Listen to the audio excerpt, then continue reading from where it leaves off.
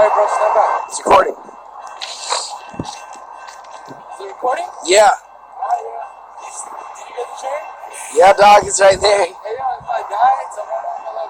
Yo, this is dangerous. I would not do this shit if I were you, dog. Please move. The train's honking at you, dog. You might as well move now. Lay down. Oh, shit. Oh, shit. Look at this nigga. Look at this nigga. Real-ass nigga. Oh, my God. Oh, I almost shit myself just watching that shit, dog. It wasn't that bad.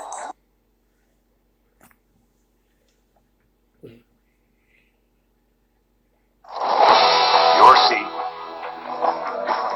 your steak, our pride, served every night. The feeling, the flavor, the place. Longhorn Steakhouse. You can't fake steak.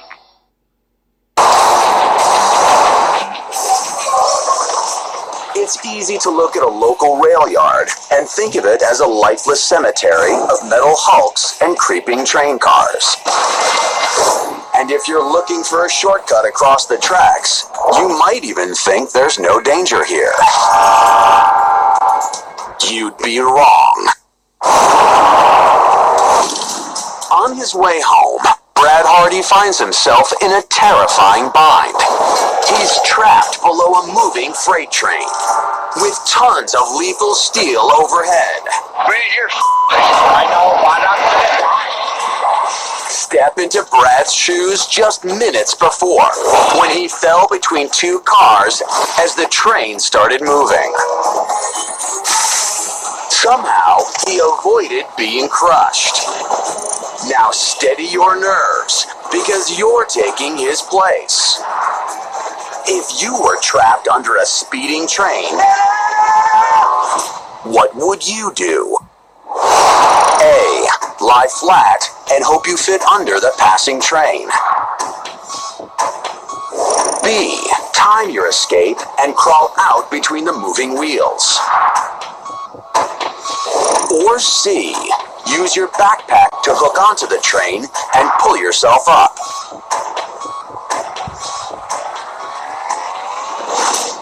Here's what you should consider. You're flat on your stomach, running out of time, and trapped under the belly of a colossal moving train. Each rail car speeding past your head is 70 feet long and can weigh over 80 tons. Right now, the train is moving at 11 miles per hour, giving you a 4-second window between the pass of each wheel. As the train gains speed, that window only tightens. Oh yeah, and there's just one more thing to consider. Located at the front and back of this train is a low-hanging metal bumper called a cowcatcher. Its primary purpose, to rid the railway of unwanted debris. Think fast and choose wisely. Make your choice. A. B. Or C. So what would you do? With the threat of the cowcatcher approaching, you could use your backpack to hook the train and pull yourself up off the tracks. Stunts like this may work in movies, but you're a long way from Hollywood. Even if you could hook your backpack to a passing rail car, you'd be dragged more than 16 feet every second over rough gravel and raised railroad ties. That's like getting hit with a 2x4 10 times a second. Good luck trying to hold on. If you chose C, try to pull yourself off the tracks, you chose wrong.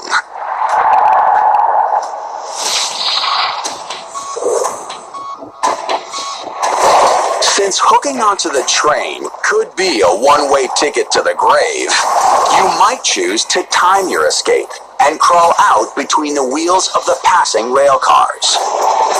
But with less than 4 seconds to make your move, a single mistake or miscalculation could have you headed for the morgue.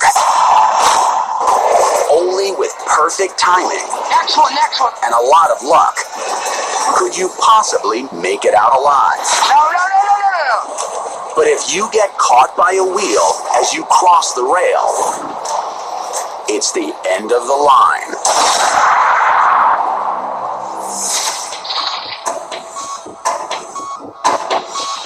So what should you do?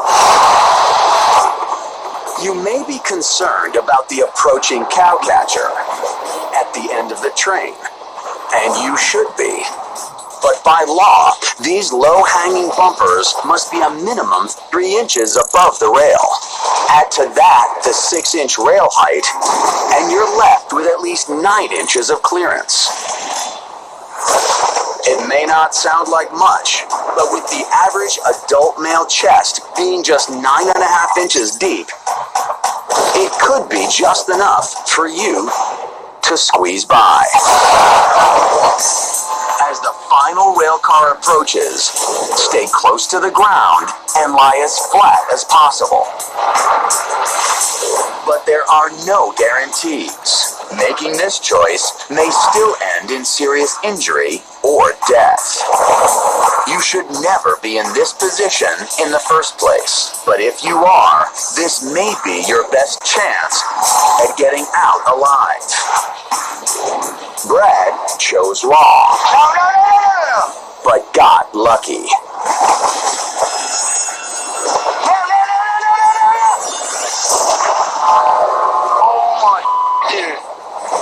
You shouldn't chance it. Just stay calm and lie flat. That's the best thing to do if you don't want to die.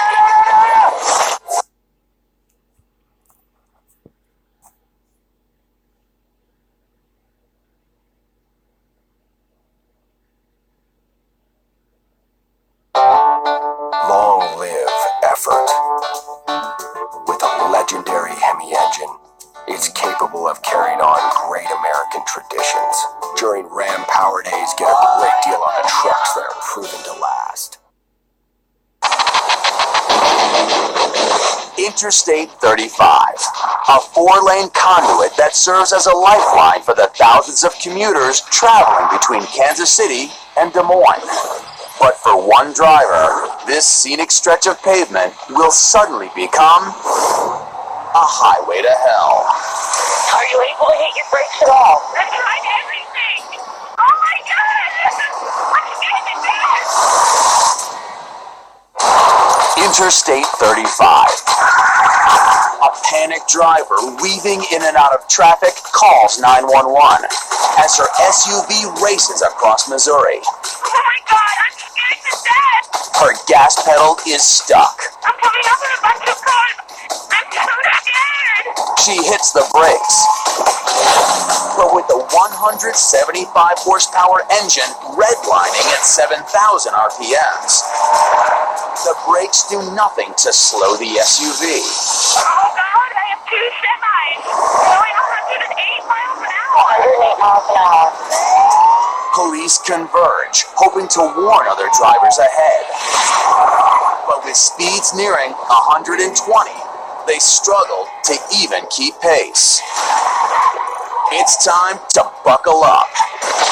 Grab the wheel and see if you have what it takes to steer clear of certain death.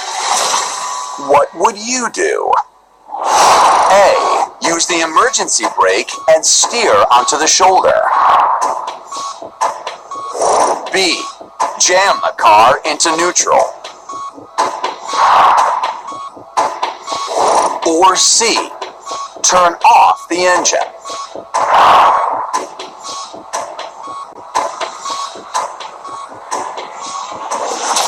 Here's what you should consider. Your gas is stuck.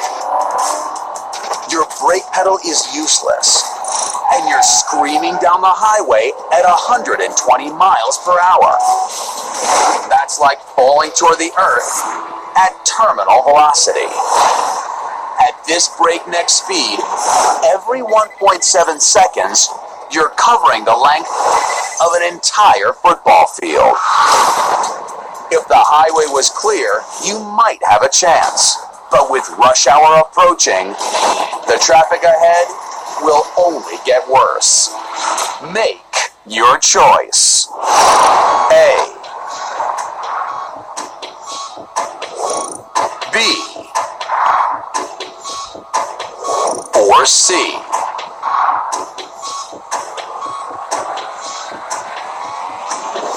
So, what would you do? With your accelerator stuck and your brake pedal useless, you might choose to engage the emergency brake and steer onto the shoulder to slow your momentum. Engaging the e-brake at normal speeds can make the rear wheels lock up, sending a driver into a dangerous fishtail. And you're going over 110. Even if you manage to maintain control, trying to use the rough terrain of the shoulder will only make a bad problem worse. The driver of this SUV has no choice but to veer onto the median to avoid traffic. I'm coming up on a bunch of cars. I'm so scared. She's lucky, very lucky, because loose gravel and uneven surfaces frequently cause drivers to lose control and fly into a death roll. So if you chose to use the emergency brake and steer onto the shoulder, you've made a deadly mistake.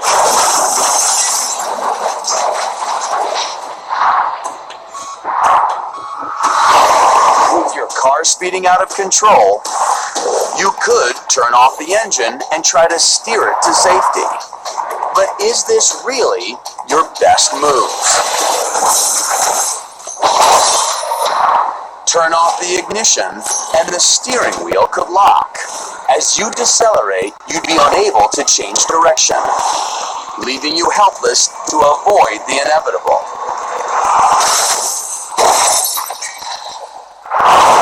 If you chose to turn off your engine, you'd be locking in your fate.